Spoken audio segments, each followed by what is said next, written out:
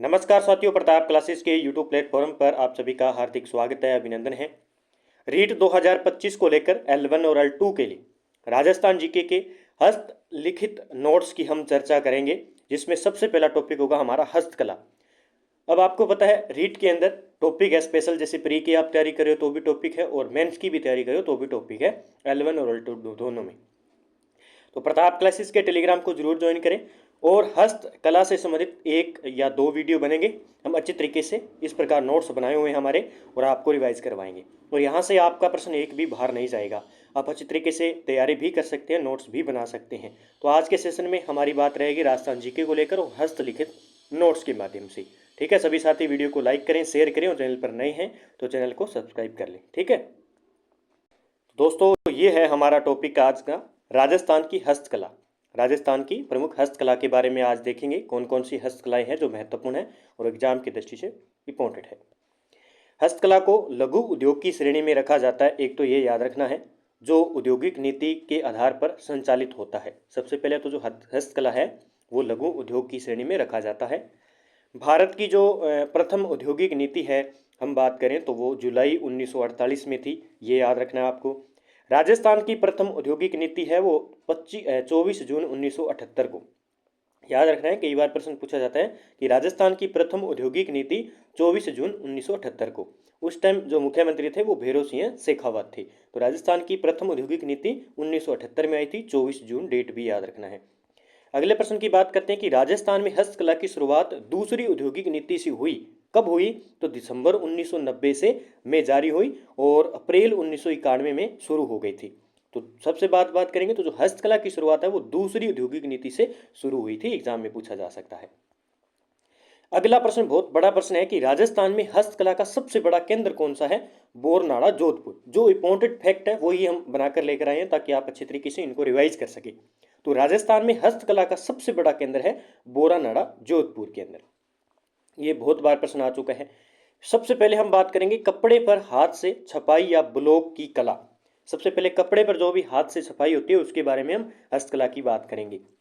कपड़े पर परंपरागत रूप से हाथ से छपाई का कार्य ही छिपाई या हम कह सकते हैं ब्लॉक प्रिंट कहलाता है। राज्य में छपाई का कार्य छिंपों द्वारा किया जाता है। बस ये पॉइंट याद रखना है, किसके द्वारा? छिंपों द्वारा किया जाता है। देखिए, सबसे पहले अजरक व मलीर प्रिंट के बारे में बात करेंगे। सबसे पहले अजरक व मलीर प्रिंट कहाँ की है? बाड़मेर की है, और स्थान आपसे पूछे बालोतरा की है। अजरक व मलीर प्रिंट कहाँ की है? बाड़मेर के बालोतरा की प्रसिद्ध है।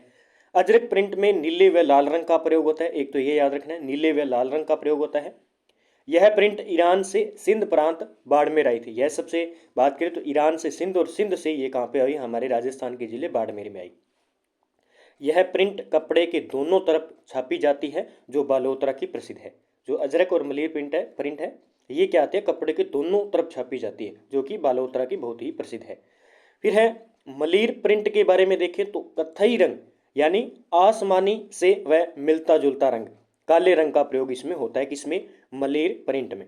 अब देखिए आगे, यह प्रिंट पंजाब के कोका प्रिंट से मिलती जुलती है। एक तो मलीर प्रिंट, और नोट की बात करें तो यह प्रिंट बाड़मेर में छत्री जाति के लोग करते हैं। कई बार एग्जाम में पूछा जाता है कि मलीर प्रिंट बालोतरा बाड़मेर की प्रसिद्ध है, तो वहाँ की कौन सी जाति जो है प्रसिद्ध है? इसके लिए छत्री जाति प्रसिद्ध है। फिर अगला पॉइंट है हमारा दाबू या जाजम प्रिंट, जहाँ से एक प्रश्न आता ही आता है। अकोला चित्तौड़गढ़ की प्रसिद्ध है दाबू या जाजम प्रिंट। कपड़ों पर दाब कर रंगाई करना एक तो है। इस छपाई के घाघरे प्रसिद्ध है। लाल व हरे रंग का प्रयोग किया जाता है। लाल व हरे रंग का प्रयोग किया जाता है। और जो दाबू या जाजम प्रिंट है इसके घाघरे प्रसिद्ध है।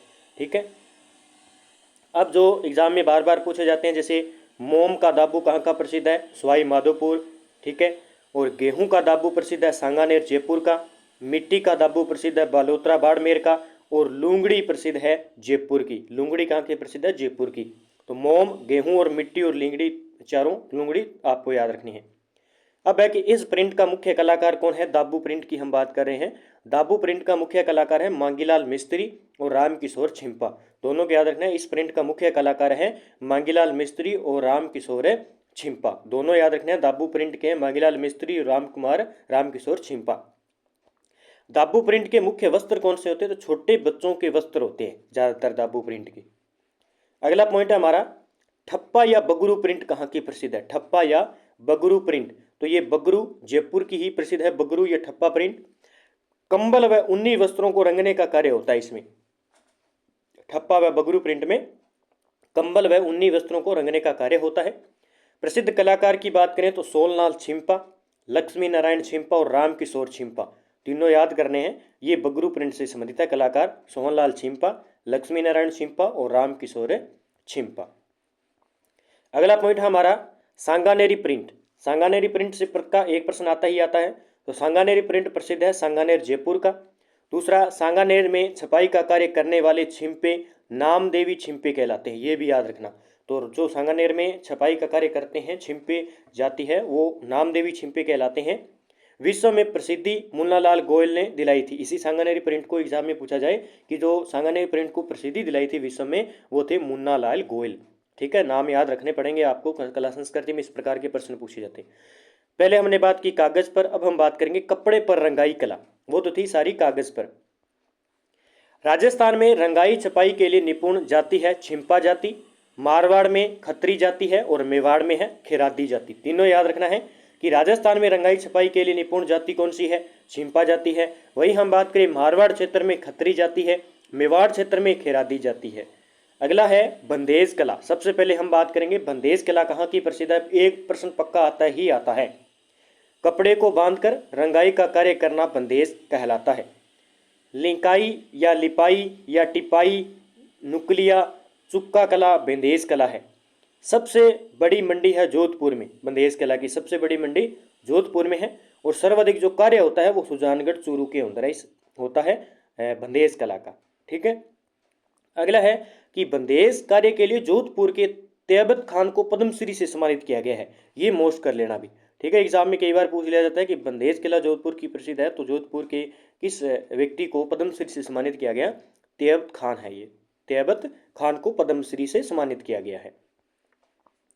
अगला देखिए, सीकर के फूल बाटी व बाग बाटी नामक दो भाइयों ने बंदेज कला की नींव रखी थी। और मुकुंदगढ़ व लक्ष्मणगढ़ का पटौदा का बंदेज लूंगड़ा सर्वाधिक प्रसिद्ध है। ये बार बार पूछा जाता है कि जो पटौदा का बंदेज का लूंगड़ा है वो सर्वाधिक कहाँ का प्रसिद्ध है? लक्ष्मणगढ़ का और मुकुंदगढ़ का।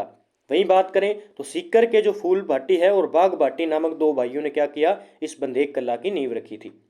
आगे बात करते हैं, पटौदा का लूंगड़ा पीले पोमचे का एक रूप है। जो पटौदा का लूंगड़ा है लक्ष्मणगढ़ का मुकुंदगढ़ का, वो क्या है? एक पीले पोमचे का एक रूप है। पीला पोमचा कहाँ का प्रसिद्ध है? जयपुर का है। और गुलाबी पोमचा जो पहना जाता है वो लड़की के जन्म पर, और जो हम बात करें पीला पोमचा है वो लड़के के जन्म पर पहना जाता है।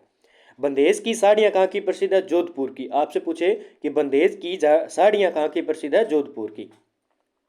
राजस्थान में शेखावटी व मारवाड़ का बंदेज सर्वोत्तम व सबसे बारीक माना जाता है। ठीक है, अगला है कि राजस्थान में बंदेज के तीन प्रकार हैं। राजस्थान में बंदेज तीन प्रकार की है। एक तो है केशव बंदेज जो कि चूरू जोधपुर की है। एक है पीला सर बंदेज शेखावट की है। एक है राजस्थानी बंदेज जो बालोतरा और जोधपुर की प्रसिद्ध है। फिर हम बात करेंगे पोमचा की। पोमचा कहाँ का प्रसिद्ध है? जयपुर का प्रसिद्ध है पोमचा। पोमचा वंश वृद्धि का प्रतीक माना जाता है। एक तो ये याद रखना है, आपसे पूछा जाए कि निम्न में से कौन सा वंश वृद्धि का प्रतीक माना जाता है? पोमचा। अब हम बात करते हैं प्रमुख पोमचे, जैसे गुलाबी पोमचा लड़की के जन्म पर, ठीक है, और पीला पोमचा लड़के के जन्म पर। विधवा स्त्री हड़ौती क्षेत्र में काले रंग की ओढ़नी पहनती है जिसे चीड़ का पोमचा कहते हैं। ये भी याद रखना, चीड़ का पोमचा कहाँ का प्रसिद्ध है? हड़ौती क्षेत्र का, और ये विधवा स्त्री पहनती है। फिर है केसरिया, पुत्र प्राप्ति पर पहना जाता है, पुत्र प्राप्ति पर केसरिया। ठीक है, आगे नोट, पद्मावत ग्रंथ में पोमचा का वर्णन मिलता है। ठीक है, आपसे पूछा जाए कि जो पोमचा है इसका वर्णन कहाँ पे मिलता है? पुराने ग्रंथ की बात करें तो पद्मावत ग्रंथ के अंदर भी मिलता है। अगला प्रश्न बात करेंगे लहरिया। लहरिया से एक प्रश्न आता ही आता है कि समुद्री लहरिया कहाँ का प्रसिद्ध है या लहरिया जिला कौन सा है? तो प्रसिद्ध है जोधपुर और जयपुर दोनों है वैसे लहरिया के लिए। विवाहिता स्त्रियों द्वारा श्रावण मास में तीज में ओढ़ी जाने वाली लहरदार, यानी हम कह सकते हैं कपड़े को जब एक सिरे से दूसरे सिरे तक बांधकर रंगा जाता है तो उस पर लहरदार धारियां बन जाती है, ओढ़नी लहरिया कहलाती है वो। ठीक है, अब देखिए लहरिया के प्रकार है, फोहनीदार है, खत है, पंचलड़ है, पाटली है, जालदार है, पल्लू है, नगीना है। ये सारे क्या है, लहरिया के प्रकार है। अब कई बार एग्जामिनर प्रश्न कैसे देता है कि जैसे दे देगा पाटली, पंचलड़, पल्लू और खत निम्न में से किससे संबंधित है, लहरिया से, पोमचा से या बंदेज कला से। इस प्रकार दो तीन ऑप्शन मिल जाएंगे और एक आधा नृत्य और बांध भी दे देगा, वाद्य यंत्र भी दे देगा। तो समुद्र रंग का लहरिया है वो जयपुर का प्रसिद्ध है। कहाँ का है, जयपुर का प्रसिद्ध है। देखिए वैसे हम टॉपिक नहीं पढ़ सकते लेकिन नोट्स के माध्यम से वैसे हमने याद किए हुए हैं, तो हम एक बार रिवाइज कर लेते हैं। बड़ा बड़ा जल्दी जल्दी से हम रिवाइज हो जाता है, इससे थोड़ा होता है हमने टॉपिक निकाल दिए। मोठड़ा, लहरियों की लहरदार धारियां जब एक दूसरे को काटती है तो वह मोठड़ा कहलाती है। देखिए मोठड़ा इस प्रकार बनता है। तो लहरियों की लहरदार धारियां जब एक दूसरे को काटती है तो इस प्रकार आपको पता है कि ये जैसे ये लहरिया है, जब ये इस प्रकार बनाई जाती है तो ये क्या हो गया, मोठड़ा का रूप बन जाता है। राज्य में जोधपुर का मोठड़ा सर्वाधिक प्रसिद्ध है। बस इतना याद रखना, ज़्यादातर एग्जाम में पूछा जाता है क्योंकि कई बार सत्य असत्य पर दे दिए जाते हैं। फिर हम बात करेंगे चुनरी या धनक की। बूंदों के आधार पर बनी बंदेज की डिजाइन चुनरी कहलाती है, जबकि बड़ी बड़ी चौकोर बूंदों से युक्त अलंकार को धनक कहते हैं। कई बार परिभाषा भी दी जाती है कि बड़ी बड़ी चौकोर बूंदों से युक्त अलंकृत बनी क्या कहलाती है, धनक, चुनरी या बंदेज इस प्रकार का लहरिया, तो ये धनक कहलाती है। चुनरी की बात करेंगे तो नव युवती ओढ़ती है और इस पर बंदेज का काम नहीं होता है। फिर ओढ़ने की बात करेंगे, वृद्ध महिला ओढ़ती है, इस पर बंदेज का काम है होता है ओढ़ने पर। अगला प्रश्न बनता है हमारा, कसीदा कला या कढ़ाई कला क्या है। कसीदा कला या कढ़ाई कला के बारे में, कपड़े पर रेशमी व सूती धागों की सहायता से अलग अलग प्रकार की डिजाइनें बनाई जाती है। क्या बनाई जाती है, अलग अलग प्रकार की डिजाइनें बनाई जाती है। अब इंपॉर्टेंट क्या है देखिए, मुकेश, सूती या रेशमी कपड़े पर बादले से छोटी छोटी बिंदकी वाली कढ़ाई मुकेश कहलाती है। ये शब्द सारे याद करने पड़ेंगे, परिभाषा याद करनी पड़ेगी कि सूती या रेशमी कपड़े पर बादले से छोटी छोटी बिंदकी वाली कढ़ाई मुकेश कहलाती है। फिर चट्टा पट्टी वर्क क्या होता है, कपड़े के छोटे टुकड़े काटकर दूसरे कपड़े पर लगा देना चट्टा पट्टी वर्क कहलाता है। अगला प्रश्न देखिए, मिरर वर्क क्या है। मिरर वर्क, कपड़े पर कांच की जड़ाई करना ही मिरर वर्क है। ये एग्जाम में पूछा गया बार बार, कपड़े पर कांच की जड़ाई करना क्या कहलाता है, मिरर वर्क कहलाता है। सर्वाधिक प्रसिद्ध है ये चौहटन बाड़मेर का, ये मिरर वर्क है, सर्वाधिक प्रसिद्ध है चौहटन बाड़मेर का। फिर हम बात करेंगे पेच वर्क की, कपड़े पर डिजाइनदार ट्रेस कर काट लेते हैं, उन टुकड़ों को दूसरे कपड़े पर रखकर धागों से तुरपाई कर दी जाती है, तो वो होता है पेच वर्क। प्रसिद्ध है ये शेखावटी का। पेच वर्क कहाँ का है, शेखावटी का। अगला है मसूरिया या मलमल या कोटा डोरिया, बहुत बार प्रश्न पूछा जाता है। कोटा डोरिया या कहते हैं मसूरिया, मलमल। विश्व में सर्वाधिक मलमल ढाका की प्रसिद्ध है। विश्व में बात करें तो ढाका बांग्लादेश के अंदर प्रसिद्ध है मलमल सर्वाधिक। और वही हम बात करें तो भारत में मलमल का मुख्य कार्य होता है हैदराबाद में। कहाँ पे, हैदराबाद में भारत में मलमल का मुख्य कार्य होता है। आगे बात करते हैं, राजस्थान में मलमल का कार्य होता है मथानिया जोधपुर में, तनसुक जोधपुर में और केथून कोटा के अंदर है। केथून कोटा के अंदर यहाँ पे मलमल का काम किया जाता है, हम कह सकते हैं कोटा डोरिया का काम होता है। मथानिया जोधपुर में, तनसुक जोधपुर में और केथून कोटा में, क्योंकि एग्जाम में पूछा जा सकता है। अगला देखिए, कोटा रियासत की साड़ी को राजस्थान की बनारसी साड़ी भी कहते हैं। जो कोटा रियासत की साड़ी है उसे बनारसी साड़ी के रूप में पहना जाता है। अब देखिए एक थोड़ा सा पॉइंट है कि पूर्व सीएम वसुंधरा राजे ने मसूरिया या मलमल कोटा डोरिया साड़ियों को पहनकर मॉडलिंग की और कोटा डोरिया व खादी का प्रसिद्धि भी दिलाई थी इन्होंने। अब हम बात करते हैं जरी या जरदोरी वर्क क्या होता है। धातु से बने चमकदार तारों से कपड़ों पर कसीदाकारी जरी कहलाती है। राजस्थान में जरी की कला सवाई जयसिंह के काल में सूरत से जयपुर लाई गई थी। ये पॉइंट याद कर लेना भी, क्योंकि एग्जाम में पूछे जाते हैं कि राजस्थान में जो जरी की कला है वो सवाई जयसिंह के काल में सूरत से कहाँ लाई गई, जयपुर लाई गई थी। अब देखिए आगे नोट एक कुछ लिखा हुआ है कि जरी का काम कपड़े पर मुख्यतः दो प्रकार से होता है। एक तो धागे पर सोने अथवा चांदी चढ़ाकर और दूसरी चांदी के तार को चपटा करके, यह चपटा तार ही जो है बादला कहलाता है।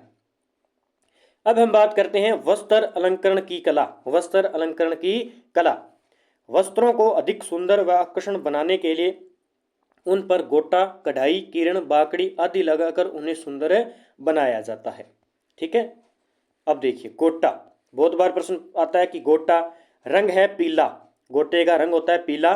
प्रसिद्ध है खंडेला सीकर का और बिनाए अजमेर का, दोनों स्थान याद रखने हैं। गोटा कहाँ का प्रसिद्ध है? खंडेला सीकर का है, बिनाए अजमेर का है। इसका रंग पीला होता है। गोटा बनाने वाला नीलगर और लीलागर या रंगरेज कहलाता है। जो गोटा बनाता है उसको हम कहेंगे नीलगर कहते हैं या लीलागर कहते हैं या रंगरेज कहलाता है। और बेचने वाला होता है बिसायती, उसे क्या कहते हैं? बिसायती। फिर दुकान में गोटा रखने वाला अड़वा कहलाता है। ठीक है, तो सारी शब्दावलियां याद रखनी है आपको।